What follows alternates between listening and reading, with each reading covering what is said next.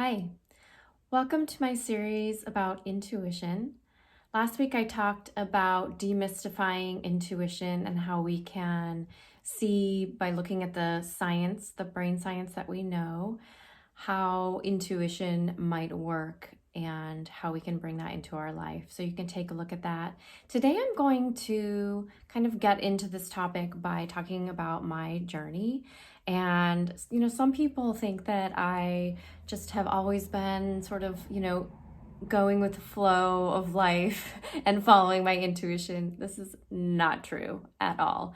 I think I'm a really slow learner in a lot of ways in life, and it's taken me quite a long time to be able to start to trust my intuition, and I'm just starting kind of this year or the past couple years. So I want to talk about how I went from really kind of hating my life, feeling frustrated, and feeling sort of like I was pushing against life. I wasn't getting anywhere in my life, and like I didn't have any control over my life, to now I'm beginning to bring intuition in, and I'm feeling more like I have control, like I'm getting a hold of my the things that I really want in life, and they're coming to fruition.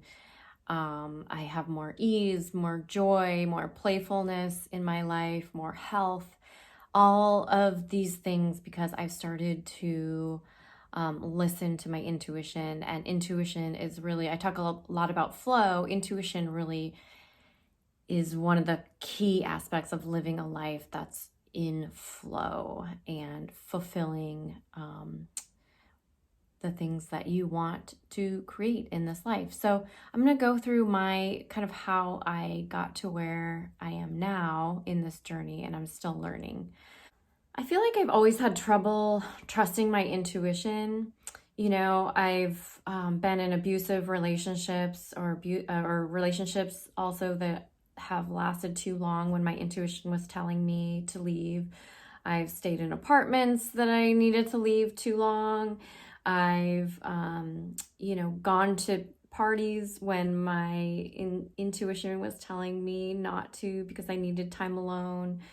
I have bought things like supplements, beauty supplies, you name it, courses, because somebody told me that it would help me, and I was also maybe thinking, well, that's the logical thing to do, right? I should do this. So I think it's taken me a really long time to learn to hear my own voice through all of that. I grew up in a family where my dad was a pastor. I grew up really in this indoctrinated church environment where I had a lot of voices telling me what to do, right? So when I came to making a decision in life, it was like, well, is this God's voice? Is this my parents' voice? Or is it my voice? Or should I listen to my voice? It was very confusing because I think we're grown up.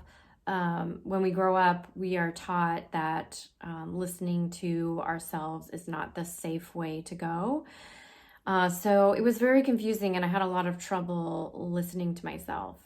Then when it came to my career, I found myself following those, as Vishen Lakhiani calls it, bullshit rules of life.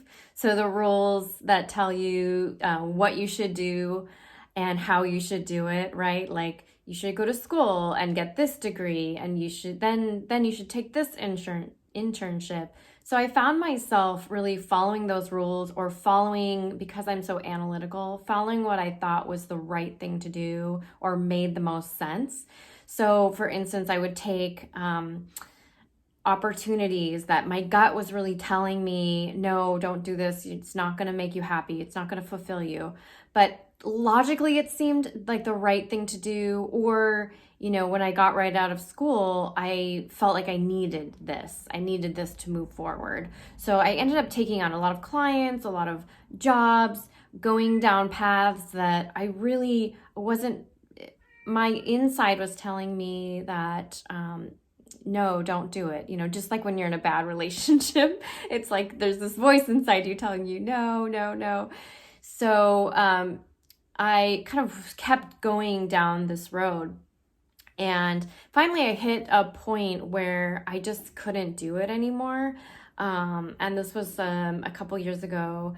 And there was just a lot of things in my life that I was forcing myself to do because, I figured I can do them. So what happens is, all these things start to add up in our lives. We are doing all the things in our jobs, our careers that we think we should do, but that are draining us.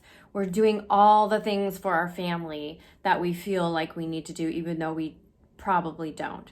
We are going to the events, even though, our inside is telling us that we need to stay home and rest. All of these things are adding up and causing us to be depleted, and sick and just not moving forward in our life. Finally, I just had to stop, and I had some help. So sometimes you need permission. So I had some help from my coach, my creative coach, career coach, and my therapist. And they sort of gave me permission to stop listening to these things that I thought I should be doing, right? The shoulds.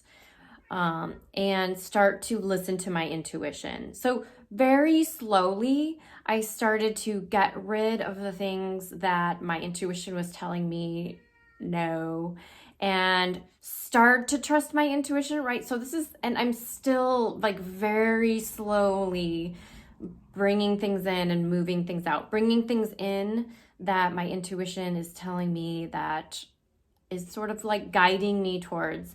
So looking at those things that I'm excited about or that give me energy. Here are kind of some of the steps that I've been taking. And like I said, this is still a journey for me. But when I started to feel that feeling that I was pushing against something, I don't know how everybody feels different. So I don't know how it feels in your body. But for me, it's this sort of like tension. It's this feeling of resistance or pushing against something in my life. Whenever I start to feel that feeling, I know that for me is something that I need to take a look at, or I need to stop and check in with my intuition, because most of the time I am either forcing something to happen or I'm doing something that I really don't need to be doing right now, or I can do in a different, more easeful way, and my intuition can tell me what that is. I have found that there usually is an easier way to do something, or a more joyful, a more fulfilling way to do something. For instance, like if I have been told that I need to be on social media to sell something, and every time I do it, I'm just have this feeling inside me, like I'm so angry, like I'll get really angry or something.